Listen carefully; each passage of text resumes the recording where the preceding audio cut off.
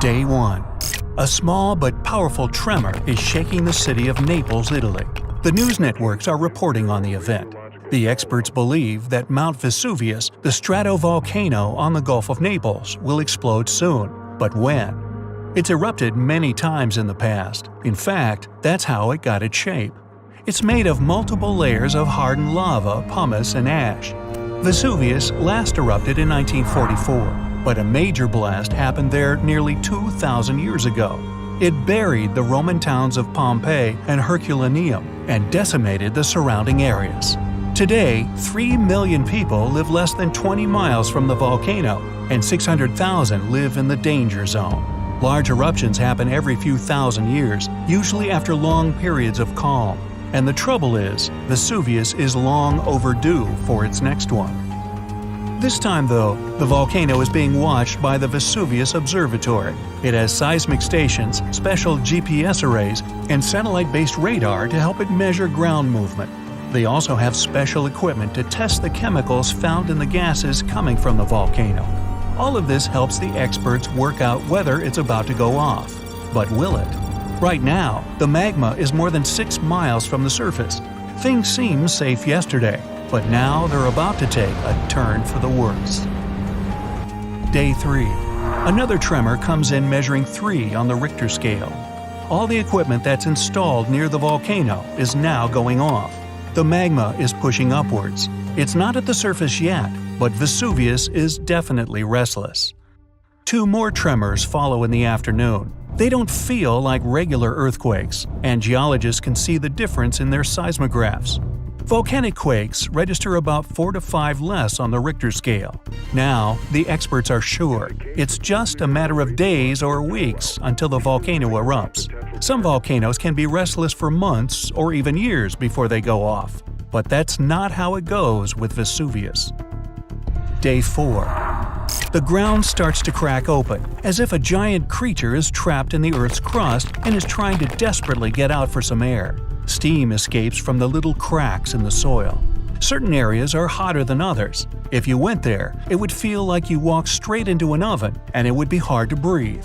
Some sheep got too close to the mountain and passed out. When the farmer found them, he almost collapsed too, not from the heat, but from the gases. Carbon dioxide and hydrogen sulfide are being released into the air. The entire area around the volcano smells like rotten eggs, and many of the forest animals are now staying clear. The nearby trees have been absorbing these gases from the soil for days on end now, and they're starting to turn brown. The carbon dioxide levels in the area are skyrocketing, and all the detectors are beeping constantly. Day 6. The tremors are getting more frequent. Experts at the Vesuvius Observatory monitoring the volcano say the quakes are coming from the magma that's being pushed upwards. A few hours later, the national emergency alert goes out. Thousands of local people have around 15 days before the volcano erupts, and they need to evacuate their homes. The 600,000 people in the danger zone start to pack their suitcases and leave in cars and trucks. There's chaos everywhere. But in all that disorder, some people are standing still. They look around, trying to understand what's really going on. A few of them are taking photos of their homes. Others are streaming all the confusion on social media. But the senior citizens are just standing outside, looking at their houses one last time. They hope this is all just a false alarm. It's happened before, but who really knows? Day 7. It was a sleepless night. Plenty of the locals have already left. Some good people from other towns drive to the area to help the residents evacuate faster. There's a massive traffic jam, but everyone expected it. This is why the evacuation started early. Ferries, trains, and buses have canceled their services to help the evacuees. They're all working on a tight schedule to make sure everyone gets out safe without any delays. Some people refuse to leave, but their neighbors eventually convince them to go. It will take 7 days to evacuate everyone, and these people will spread out to other areas of the country, not just to the nearby safe regions. Day 10. More than half of the residents have now left the red zone. After the chaos, there's now silence, and it's interrupted by the eerie sounds of the tremors. Animals are being evacuated too. Many people are now trying to save as many animals from the forest as they can find. Day 16. All 25 of the towns that were at risk have now been evacuated. The red zone is empty. But the tremors are getting stronger, as the volcano is a pressure cooker ready to explode. White smoke rises from the large opening on the mountaintop and the vents on the side. The molten rock moves toward the surface, and the pressurized gases form bubbles, just like the ones you see when you boil food. Suddenly, there are some loud booms, and then an explosion. It's loud enough to be heard thousands of miles away, and the shockwave is felt throughout Italy. Volcanic rock is thrown up into the air. A thick black mushroom cloud forms and expands into the sky. The birds abandon their nests and fly away in huge flocks. The red-hot lava is now spewing out of the volcano like a fountain. As it flows downward, it obliterates everything in its path. Then there's a volcanic landslide. Part of the cone-shaped mountain falls off, and millions of tons of soil and rock break loose from the volcano's side and tumble down. The lava spreads on the slopes, and it slowly slides down into the forest and the farmlands.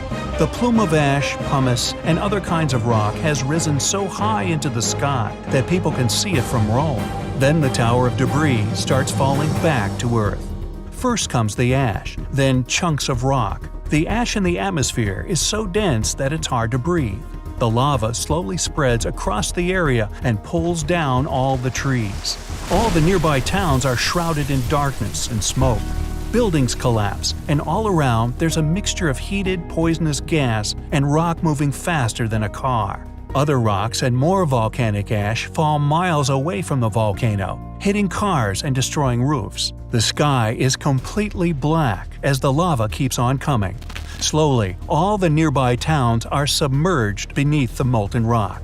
Some of the lava even reaches the sea. Gigantic white steam covers the shore where it falls in, and the magma turns black.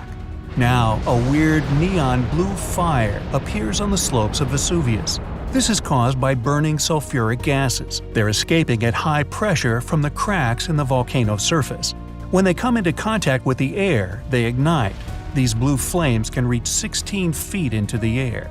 Now, all nearby flights are canceled, and many planes have to change course to reach their destination. Ever since the national alert, no planes have been allowed to fly over the volcano. The clouds of volcanic ash can damage jet engines and other plane components.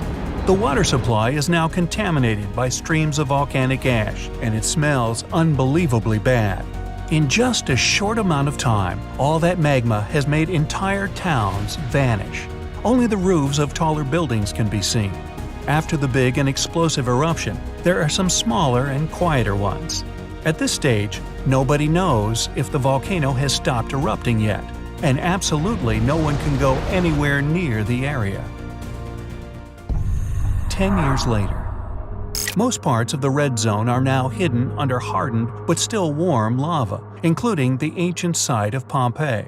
Some people have started to forget about what happened. Others have begun their new lives elsewhere, and some don't even want to think about what happened to their old homes. But several of them are counting the days until they can go back. 100 years later. You're walking in what appears to be a wasteland of volcanic ash. You suddenly realize that you're standing on top of your great-grandparents' town. Everything is now submerged under a thick carpet of solidified lava.